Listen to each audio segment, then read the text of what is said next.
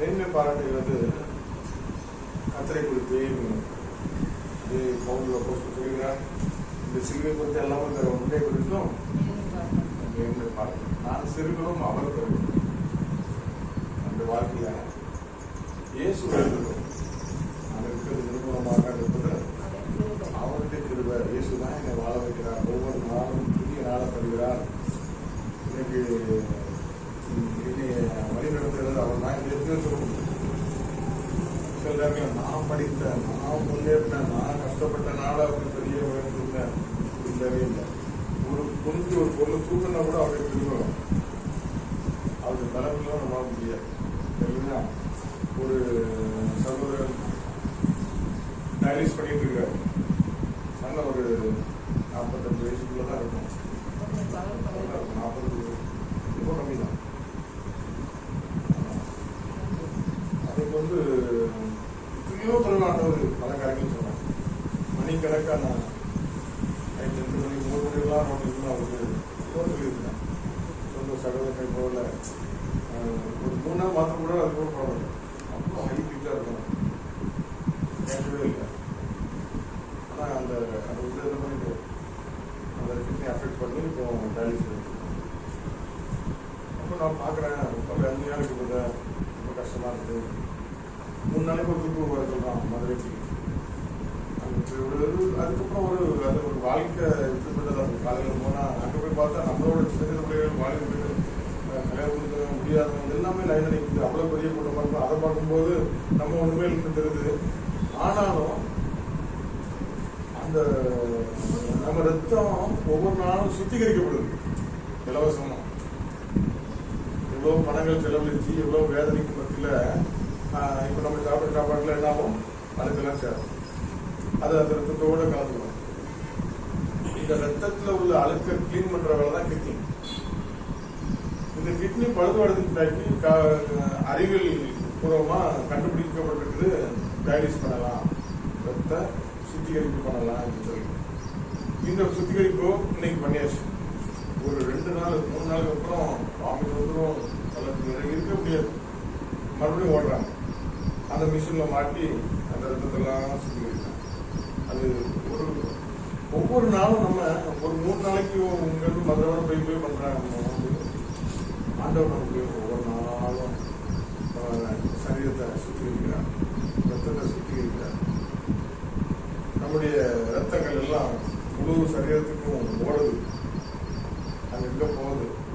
நம்மளால வேலை செய்ய முடியுது, புரிய முடியுது, ஒரு பொருளை தூக்க முடியுது. ஒரு மெமரி கார்டு முடிச்சுட்டுனா மொபைல் ஹேங் ஆயிடும். இது மேல ஸ்டோரேஜ் எடுக்காது.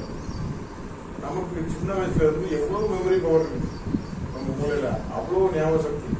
அவ்வளோத்தையும் அப்படியே ஒரு கதை மாதிரி சொல்லிடுவோம் நம்ம வாழ்க்கையில் வந்து வரலாறு. அப்போ எவ்வளோ ஸ்டோரேஜ் நம்ம ஆண்டவர் பண்ற மாதிரி நமக்கு அவ்வளோ ஸ்டோரேஜ் கெப்பாசிட்டி வச்சிருக்காங்க. பேட்டரியில கொஞ்சம் சார்ஜ் போயிட்டுனா கேமரா ஒர்க்காக. ஆனா நம்ம கண்ணு எங்க சார்ஜ் ஆகுதுன்னு தெரியல. அழகா பேட்டரி ஒர்க் ஆகிட்டே இருக்கு. கண்ணு பார்த்துட்டே இருக்கு.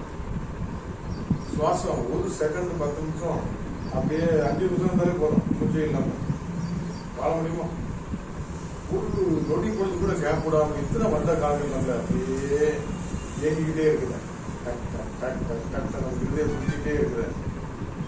அப்போ ஒவ்வொரு உறுப்புகளும் ஒவ்வொரு அவயங்களும் இன்னைக்கு செயல்பட்டு கொண்டிருக்குது. நான் சிலவங்க நான் மாத்திரை வாழ்றேன், நான் பணத்துல நான் வாழ்றேன், எனக்கு பெரிய பெரிய பேக்ரவுண்ட் டாக்டர்லாம் இருக்கிறாங்க அதனால வாழ்றேன். இல்லை, அந்த டாக்டரால இந்த பணத்துல ஒரு பகுதி மொத்தம் தான் அவனை பாதுகாக்க. ஏதோ ஒரு நோய்க்கு மொத்தம் அவன் ட்ரீட்மெண்ட் கொடுத்துருவான். ஆனால் முழு சரீரம் இயங்கிட்டு இருக்குது. இல்லையா? அப்போ பவுல் அப்போஸ்தலன் சொல்றான், மேன்மை பாராட்ட எனக்கு இடம். பவுல் அப்போஸ்தலன் யாருன்னா ஒரு பெரிய ரோம பேரரசுல அதிகாரம் உள்ளவன். அந்த காலத்திலே கேம்பிரிட்ஜ் பல்கலைக்கழகத்தில் படித்த மாதிரி சமாளிய பாதசத்துல படித்தவன். கப்பல்கள் ஒன்று உண்டு, பெரிய வியாபார மன ரீதியாகவும் பெரிய தொழிலதிபர். ஒரு காலத்துல ஆண்டவரை ஏற்றுக்கொண்டு ஆராதிக்கிற பிள்ளைகள் எல்லாம் பிடிச்சு கொண்டு போய் ஜெயில போடுறது அதிகாரம் பண்ணுவேன். அவனை கண்டாலே பெரிய பெரிய பாஸ்டர்ஸ் எல்லாம் பயந்து ஓடுவாங்க. ஐயோ பவுல் வந்துட்டானா பயந்துவாங்க. தேவன் ஜனங்கள் எல்லாம் பிடிச்சு சிறைப்பிடிக்க அவங்களை அடித்து நொறுக்க அதிகாரம் படைத்தார். முதல் அப்போஸ்தலர் ஸ்தேவான் கல்லெறிஞ்சு கொல்லப்படும் போது பக்கத்துல இருந்த அந்த ஆர்டர் எவ்வளவு பெரிய ஆளு. அவன் சொல்றான், நான் சிலுவம் சபைகள் எல்லாம் அங்கங்க நடந்துட்டு போகுது. பயங்கரமான பாடு போதுறோம், கப்பல் சேதம், எங்க போனாலும் நெருக்கம் தான்.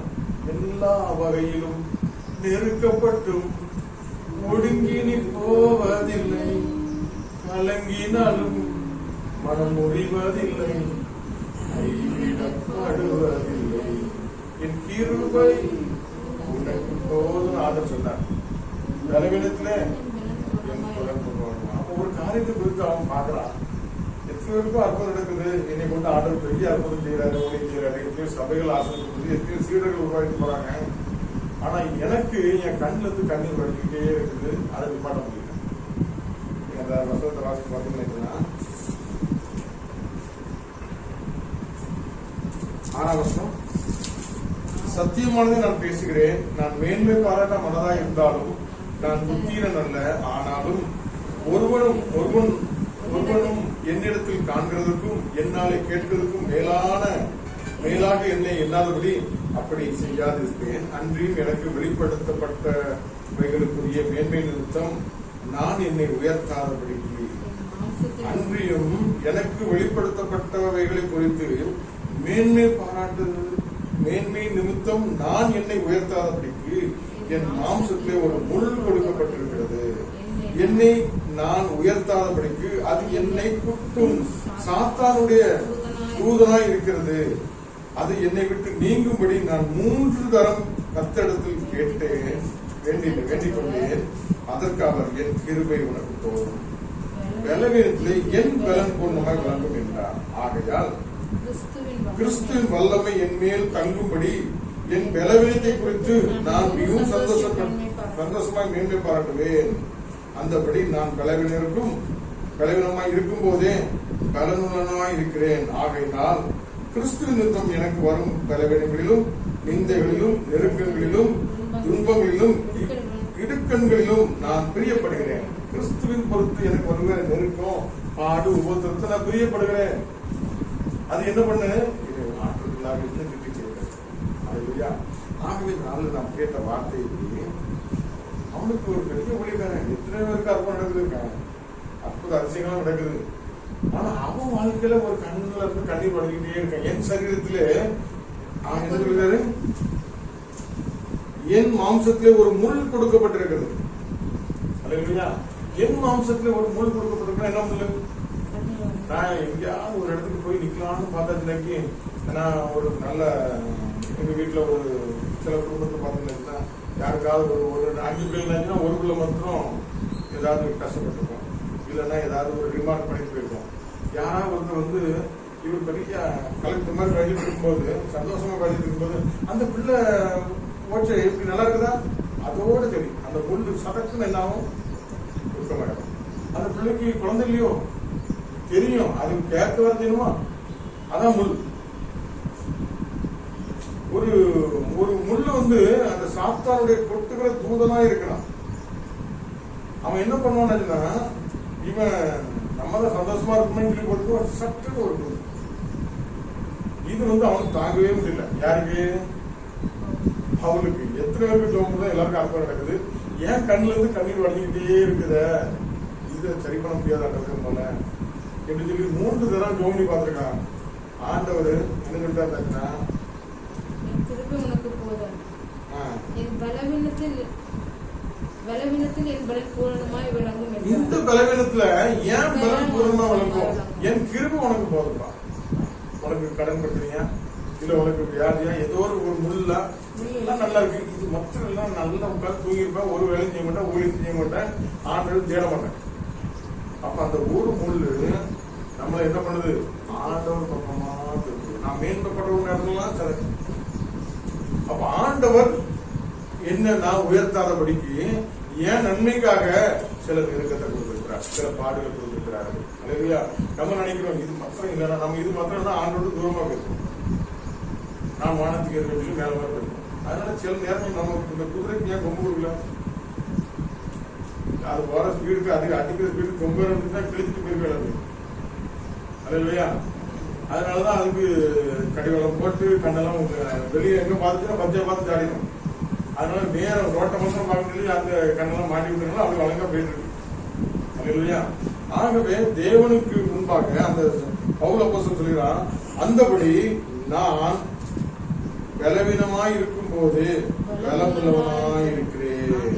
ஆகையால் கிறிஸ்து நிமித்தம் எனக்கு வரும் பலவீனங்களிலும் நிந்தைகளிலும் நெருக்கங்களிலும் துன்பங்களிலும் இடுக்கண்களிலும் நான் துன்பப்படுகிறேன். அல்லேலூயா. அப்போ எத்தனை பேர் துன்பப்படுறது? ஸ்கூல்ல பிள்ளைகள்கிட்ட போய் கேளுங்க, எக்ஸாம் உங்களுக்கு புரியுமான்னு கேளுங்க, எழுதுவாங்க. ஸ்கூலுக்கு வாரம் போனோம், ஆனா அந்த எக்ஸாமே இருக்கக்கூடாது, அப்ப எவ்வளவு நல்லா இருக்கும். ஆனா அந்த எக்ஸாம் தான் அவனை அடுத்த கிளாஸுக்கு கொண்டு போகுது. பரீட்சை சோதிக்கப்படுகிறது. அழிந்து போகிற பொண்ணு சோதிக்கப்படும் போது அழிவுள்ள நித்திய ஜீவனை பெற்றுக்கொள்ளணும். நான் சோதிக்கப்படாத ஒரு ஊழியக்காரர், பயங்கரமான ஊழியக்காரர், வல்லமையான ஊழியக்காரர், எனக்கு ஆவிக்கிற தகவல் அநேக அற்புத அடையாளங்களை நாங்க பார்த்துருக்கோம். அவர் பலவீனத்தோட நிற்பாரு, ஆனா ஸ்டேஜ்ல ஃபுல்ஃபில் நிற்கும் போது அந்த அளவுக்கு வல்லமையான அபிஷேகத்தை நிற்பாரு. கிட்ட நிற்க முடியாது, அவ்வளவு பவர்ஃபுல்லா நிற்பாரு.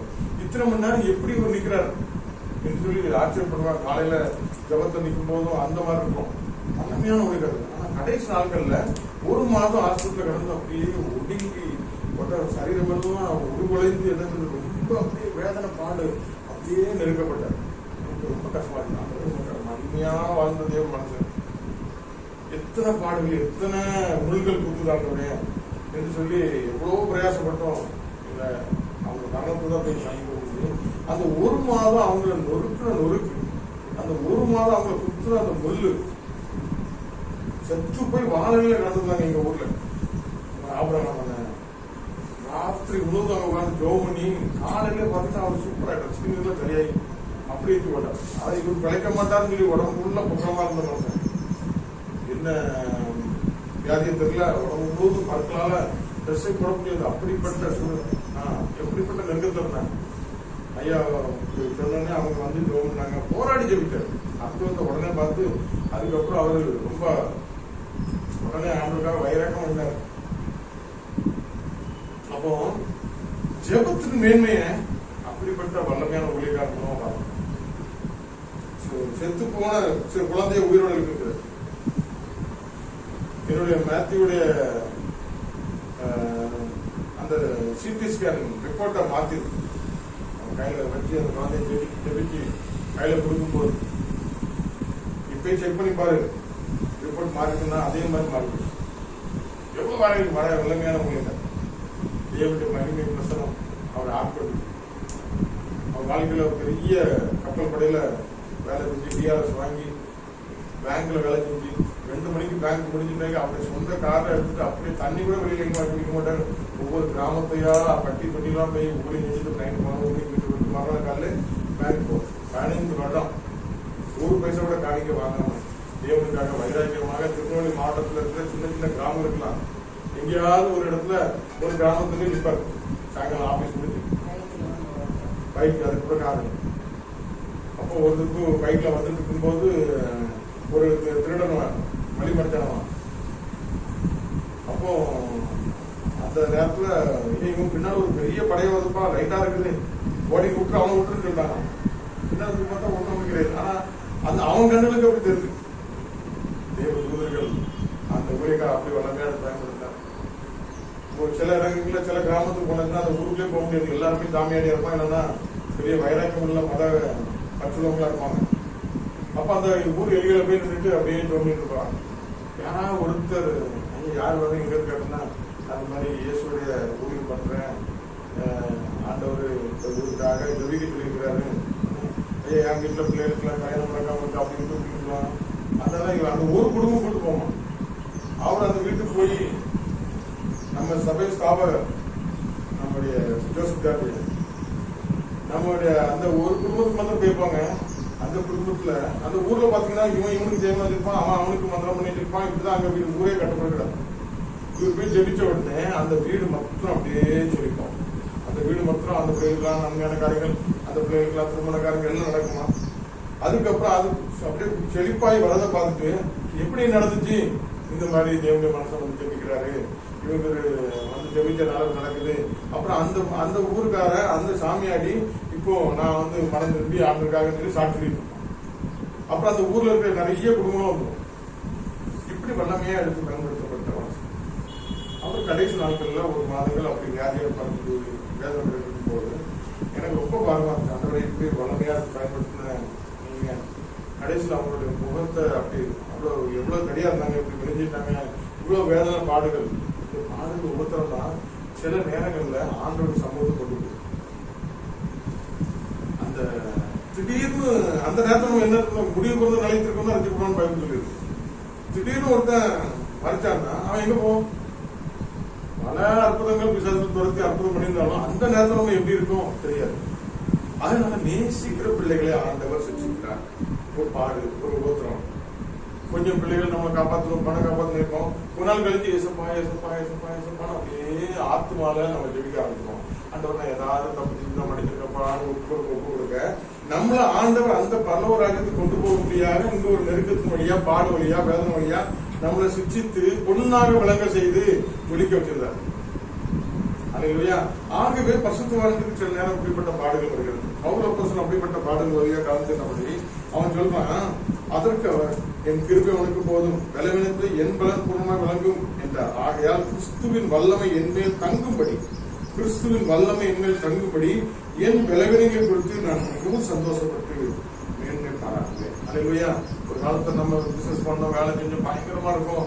அந்த அதிகாரத்தோட உட்கார்ந்து ஊழியம் பண்ணி அற்புத அடையாளம் செய்யறதுக்கும் இந்த நாட்கள்ல ஒண்ணுமே எல்லாத்தையும் இழந்து ஒரு மாதிரி நெருக்கத்துல இருந்த மாதிரி இருக்கும். ஆடுகள் ஊத்துற வழியா சொந்தமா இருக்கும்.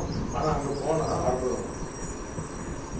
பலவிதமான ஒரு குடும்பம் நேரத்தை அப்படிதான் இருக்கு இல்லையா. சமாதானம் இல்லாதபடி கனவு மனைவிக்குள்ள ஒரு பெரிய பிரச்சனை இருக்கு. நானும் மேட்சுக்கு போயிட்டு அங்க ஒரு 2 நிமிஷம் பேசின போதும் அங்க அழகா விடுதலையாகி சந்தோஷத்தோட ஒரு வெளிப்பாடு, ஒரு வெளிப்பாடு. இந்த இவங்களுக்குள்ள இருக்கிற ஈகோ பிரச்சனைக்கு உள்ளான இன்டென்ஷன் என்னங்கிறத மாத்திரம் சொல்லி கொடுத்தேன். இன்னைக்கு நீ தேடி உனக்கு வேலை இருக்கு, பணம் இருக்கு, சம்பாத்தியம் இருக்கு, எல்லாரும் வருவாங்கப்பா. நீ ஒண்ணுமே இல்லாம இருக்கும்போது உன்னை நேசித்த, உன்னை இப்படி வச்சு பார்க்கணும்னு சொல்லி ஆசைப்பட்ட இந்த பிள்ளை நீ ஃபர்ஸ்ட் ப்ரிஃபரன்ஸ் கொடுக்கணும். அந்த வார்த்தை வந்து ஒருத்தருக்கும் உதவாதவனா எல்லாரும் சொந்த தாய் அவனுக்கு வேலைக்கு போல சம்பளம் வாங்கிட்டு இருந்து சம்பளம் சாப்பாடு கொடுக்காத அப்படிப்பட்ட சூழ்நிலை அந்த பிள்ளை அவனுக்காக பாரப்பட்டு அவனை நேசித்து அவனை யாரும் அப்படி சொல்லிடக்கூடாதுன்னு சொல்லிட்டு அவனை அழகுபடுத்தி பாடணும்னு ஆசைப்பட்ட அந்த உண்மையான அன்பை அப்படி 2 வார்த்தை சொன்ன உடனே அவனுக்கு உடஞ்சி அந்த ஆதி அன்புக்குள்ள ஓடி போயிட்டான். இன்னைக்கு நம்ம உயரும் போது நம்மளை சுற்றி 1000 பேர் வருவாங்க. நம்ம கஷ்டப்பட்டு போது நம்ம கூட இருக்கிற அந்த உண்மையான அன்புகளை காட்டும் போது அந்த பிரச்சனை வரும். அப்படி ஒரு இடத்துல போகும்போது ஆண்டவர் அர்த்தம் செய்வார். ஆனா நம்ம உயர்த்தப்பட்டக்கு அப்புறம் தொடர்ந்து அந்த இடத்துல நிக்க ஆலோசனை கேட்க பொறுப்பு கிடையாது. ஆவிக்குரிய ஊழியக்காரர்கள் கொடுத்திருப்பாங்க, சீனியர்கள் கொடுத்திருப்பாங்க. ஆண்டவர் உங்களுக்கு அவர்கள் மூலமாக வழி நடத்தப்படும் போது நீங்கள் பாதுகாக்கப்படுவீர்கள். அதுலையா நம்முடைய வாழ்க்கையில் நெருக்கடி வரும்போது, பாடுகள் வரும்போது, யோபு 2ஆம் அதிகாரத்தில் பார்க்கிறோம். யோபு 2:7 அப்பொழுது சாத்தான் கர்த்தருடைய சந்ததியை விட்டு புறப்பட்டு யோபின் உள்ளங்கால் தொடங்கி அவன் உச்சந்தலை மற்றும் புதிய பருக்களால் அவனை பாதித்தான். அவன் ஒரு ஓட்டை எடுத்து தன்னை சுரண்டி கொண்டு சாம்பலில் உட்கார்ந்தான். அவன் மனைவி அவனை பார்த்து, நீ இன்னும் உன்னுடைய உத்தமத்தில் உறுதியா இருக்கிறீரோ, தேவனை தூசித்து ஜீவனை விடும் என்றார். அதற்கு அவன், நீ பைத்தியக்காரி பேசுகிறது கொண்டு பேசுகிறாய், தேவன் கையில் நன்மை பெற்ற நாம் தீமையை பெற வேண்டாமோ என்றான். இவர்கள் எல்லாவற்றும் யோபு தன் உதவிகளால் பாவம் செய்யவில்லை. அல்லேலூயா. அப்போ இப்படிப்பட்ட பரிசுத்தமாய் வாழ்ந்த யோபுடைய வாழ்க்கையில திடீர்னு எல்லாவற்றும் நெருக்கப்பட்டு ஒரு வியாதியோட ஒரு அவமான சினமா இருக்கும்போது கூட அவன் தன்னுடைய உதவிகளால என்ன ஆண்டவர் என்னத்தை பண்ணிட்டாருன்னு சொல்லி பாவம் செய்யவில்லை என்று சொல்லி பார்க்கிறோம். இஸ்ரவேல் ஜனங்கள் கூட அப்படிதான் ஆண்டவர் வழி நடத்துறாரு. அல்லேலூயா. எத்தனைதான் நெருக்கடி இருந்தாலும் ஆண்டவர் அவங்க மேல மிகவும் பிரியமா. கடந்த நாட்கள்ல சங்கீதம் 106 படிக்கும் போது எனக்கு ரொம்ப தொட்டது. ஆனாலும் அவங்க ரொம்ப கோபப்படுத்துறாங்க. அந்த ஜனங்கள் வந்து மோசையும் டென்ஷன் ஆகுறாங்க, ஆண்டவரையும் விசனப்படுத்துறாங்க. ஆனாலும் மிகுந்த மனதுக்கத்தோட அந்த ஜனங்களை நேசித்தார் என்று சொல்லி பார்க்கணும். அப்ப ஆண்டவர் நம்ம மேல ஏதோ பயங்கர நேசம் இருக்கிறதுனாலதான் எசேக்கியேல் 4:28 இஸ்ரவேல் வம்சத்தாரை இகழ்ந்த அவருடைய சுற்றுப்புறத்தாராகிய அனைவரிலும் இனி தைக்கிற முள்ளுக்கும் நோவு உண்டாக்குற நெருஞ்சலுக்கும் அவர்களுக்கு இராது. அப்பொழுது நான் கர்த்தராகிய ஆண்டவர் என்று அறிந்து கொள்வார். அப்ப அந்த முள்ளு நெருக்கத்துல தான், பசி நெருக்கத்துல இருக்கும் போதுதான் சாப்பாடு சாப்பிட்டா அந்த சாப்பாடோட டேஸ்ட் தெரியும். அப்ப இந்த முள் நெருக்கம், இந்த பாடு உபத்திரத்துக்கு மத்தியில் தான் நம்மளை கர்த்தர் விடுவிக்கும் போது கர்த்தர் மேல அன்பு நமக்கு வருகிறது. அல்லேலூயா. ஆகவே நமக்கு வருகிற பிள்ளைகளுக்கு வருகிற எல்லா சோதனையிலும் நம்ம குறைக்கணும். எக்ஸாம் வருது, எக்ஸாம்ல என்ன பண்ணணும்? எக்ஸாம்ல அட்டன் பண்ணணும். சோதனைக்கு பயந்து ஓடக்கூடாது, எக்ஸாமுக்கு பயந்து ஓடக்கூடாது. அதை நேருக்கு நேரம் சந்திக்கணும். ஐயோ எனக்கு மாத்திரம் ஏன் இந்த சோதனை, எனக்கு மாத்திரம் தான் எக்ஸாம். அந்த ரோட்ல இருக்கிற பிள்ளைகளுக்கெல்லாம் ஒரு எக்ஸாம் கிடையாது, ஒரு யூனிஃபார்ம் கிடையாது, ஸ்கூலுக்கே போனது இல்லை அப்படின்னு நம்ம அவங்கள பார்த்தே அழுதுட்டு இருக்காம, எனக்கு எக்ஸாம் வருது, எனக்கு தான் காலையில் எழுந்திரிச்சு 7 மணிக்கு போகணும், எனக்கு தான் ஹோம்ஒர்க்லாம் எழுதணும் அப்படின்னு நீங்க கஷ்டப்படாம அதை நீங்க அட்டன் பண்ணுங்க. ரோமர் 5ஆம் அதிகாரம் 3ஆம் வசனத்தை எடுத்து வாசிக்க வேகமா. ரோமர் 5:3-5 வரை படிக்கும். ஒவ்வொருத்தரும் பொறுமை பரீட்சையும் பரீட்சை நம்பிக்கையும் உண்டாக்குறது என்று நாங்கள் அறிந்து உபத்திரத்தை மேன்மை பாராட்டுகிறோம். மேலும் நமக்கு அருளப்பட்ட பரிசுத்த ஆவியினாலே தேவ அன்பு நம்முடைய இருதயங்களில் ஊற்றப்பட்டிருக்கிறபடினால் அந்த நம்பிக்கை நம்மை வெட்கப்படுத்தாது. அல்லேலூயா. ஆகவே இந்த பொறுமை பரீட்சை கொஞ்ச நாள் வரை நம்ம அப்படி கோபப்படுவோம். அதுக்கப்புறம் நமக்கு பலனே இல்லையே, சரிப்பா பெரியவங்கப்பா நம்ம தாக்கிடுவோம். அப்படியே பொறுமை உபத்திரத்தையும் அந்த பரீட்சையும் என்ன இருக்குது, பரீட்சை நம்பிக்கையும் உண்டாக்குறது. பொறுமையா இருப்போம். அதுக்கப்புறம் அந்த பொறுமைக்கு அப்புறம் என்ன வருது? பரீட்சை வருது. பரீட்சைக்கு அப்புறம் இதுல நம்ம பாஸ் ஆயிட்டோம், நம்பிக்கை வந்தது. அப்புறம் நம்பிக்கைக்கு அப்புறம் நம்பிக்கை உண்டாகிறது. அல்லேலூயா. அப்ப இந்த நம்பிக்கை வரணும்னா நான் வந்து ஐயோ வெளியில வண்டி ஓட்டிட்டு போனா முட்டிடுவோம் எங்க இருந்து நம்ம வண்டி ஓட்ட அந்த பரீட்சை வழியா கடந்து செல்லும் போது இதை நான் பார்க்க பண்ணிட்டேன், இந்த சூழ்நிலை போக முடியும், அது நம்பிக்கை கொடுக்கும். அப்போ இந்த பிரச்சனைகளை நாம் சந்திக்கும் போது, கோலியாத்துக்களை நாம் சந்திக்கும் பொழுது நாம் ஜெயம் பெற முடிகிறது. நம்ம பரிசுத்த ஆவி நமக்கு கொடுக்கப்பட்டிருக்கு, அது ஒருபோதும் வைக்கப்படல. ஒவ்வொருத்தரமோ வறுமையோ வியாதியோ நஷ்டமோ பசியோ பட்டினியோ மரணமோ ஜீவனோ எது என்னை தேவனுடைய அன்பை விட்டு பிரிக்க முடியும் என்று சொல்லி அவ்வளவு சொல்லியிருக்கிறார். அதுவே நம்முடைய வாழ்க்கையில இக்காலத்து பாடுகள் இனிமொரு மகிமைக்கு ஒப்பானைகள் அல்ல. தேவன் நேசிக்கிற பிள்ளைகளை சிக்கிறார்.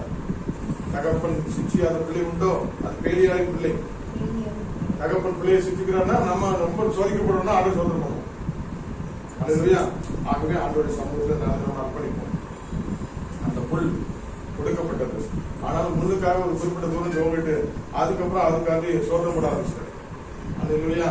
ஆண்டவர் இந்த பலவீனத்துல கூட நீங்க இந்த இருள கூட நீங்க என்ன வழிநடத்துங்க, என்னை விட்டு விலகாத ஜெயம். என் வாழ்க்கையில எது இருக்குது இல்லையோ நீங்க இருந்தா மாத்திரம் போதும். சொல்ல முடியும். உபத்திரப்பட்ட நல்லது பிரமாணங்களை கற்றுக்கொண்டேன் என்று சொல்லி தாவீது சொல்கிறார். பாடுகள் உபத்திரங்கள் நம்மளை அமுப்பதற்காக இல்லை, அழிப்பதற்காக இல்லை, நம்மளை உயர்த்துவதற்காக இல்லை. உபத்திரப்படுற நாட்கள்ல வேதனைப்படுற நாட்கள்ல நம்ம ஆண்டவருக்கு அதிகமா ஜெபிக்கிறோம், அதிகமா கிட்டி சேர்க்கிறோம். அப்புறம் அதை நன்றி சொல்லுவோம். நன்றி இருப்பாங்க. எனக்கு எத்தனையோ பிரச்சனைகள் வந்திருக்கு, ஆனா இதுலயே நீங்க அழிக்கலாம். அதுல இருந்து நான் உண்மை அறிந்து கிட்ட நெருங்கி சேர்க்கிறேன். இன்னும் உண்மை கிட்டி சேர முடியாதபடி அப்பப்ப பின்வாங்கி போக பண்ணுகிற அந்த சூழ்நிலை வரும்போது மறுபடியும் என்னை ஒரு முள் குத்தும் போது நான் மறுபடியும் ஓடி வரேன். விடுறதே இல்லை. நீங்க ஆண்டவர் நான் பொண்ணாக விளங்கும்படி நீ அப்படிலாம் சொல்லிட்டீங்க. நன்றி ஆண்டவர். இக்காலத்து பாடுகள் இனி வரும் மகிமைக்கு ஒப்பானது அல்ல என்று சொல்லி நான் நம்பிக்கையோடு பொறுமையோடு அந்த நம்பிக்கையில நான் ஸ்திரப்பட்டு எனக்கு ஊற்றப்பட்டிருக்கின்ற பசுத்தாவை நம்ம வெட்கப்படுத்த மாட்டார் என்ற நம்பிக்கையில ஆண்டவர் நன்றி செலுத்துவோம். கர்த்ததாமே உங்களை ஆசீர்வதிப்பாராக. ஒவ்வொரு பிள்ளைகளையும் ஆசீர்வதிக்கிறாங்க, தடைபட்டிருக்கிற பிள்ளைகளையும் ஆசீர்வதிக்கிறாங்க. வார்த்தையை ஒவ்வொரு நாளும் இந்த சபையில் நீங்க கொடுக்குறீங்க ஆண்டவரே. பிள்ளைகள் வளர முடியாது, ஆவியில் ஆத்மாவை பலன் கொள்ள முடியாது நீங்க செய்றீங்க. அதுக்காக உங்களுக்கு நன்றி செலுத்தணும். இது பெரிய காரியங்கள் செய்றீங்க. இது மாலை உண்டானதான் நீங்க நடத்துறீங்க ஆண்டவரே. இந்த நாம மாற்றம் ஏற்படுறாங்க. புதிய நம்ம எங்கெல்லாம் செலுத்துறோம். இயேசு கிறிஸ்து நாமத்தை சொல்றதால பிதாவே ஆத்மாவே கர்த்தரை ஸ்தோத்திரி. குருவே பரிசுத்த நாமத்தை ஸ்தோத்திரி. ஆத்மாவே கர்த்தரை ஸ்தோத்திரி. கர்த்தர் சகல